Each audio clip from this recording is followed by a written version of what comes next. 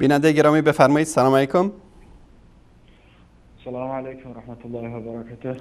علیکم السلام و رحمت الله و برکاته. من ابوبکر هستم از تاجیکستان زنگ میزنم. ابوبکر برادر عزیز از تاجیکستان، بفرمایید.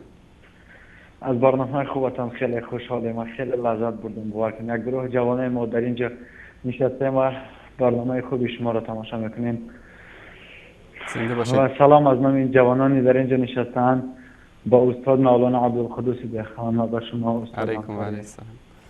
شما پیشوان ما هستید. انشالله ما شما را دوست داریم. انشالله الله شما را دوست دارد.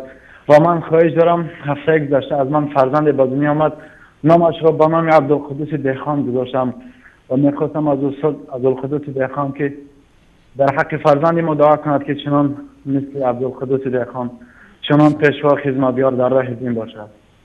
انشالله. ورزقت بره ان شاء الله. جزاک الله خیرا کثیرا. زنده باشد. خداوند یار و مددگار شما. سلامت باشید. تشکر از برادر عزیز و گرامی ابوبکر از تاجیکستان و سلام به همه دوستانی که در کنار شما هستند. تشکر از تماس شما. خدا نگهدار.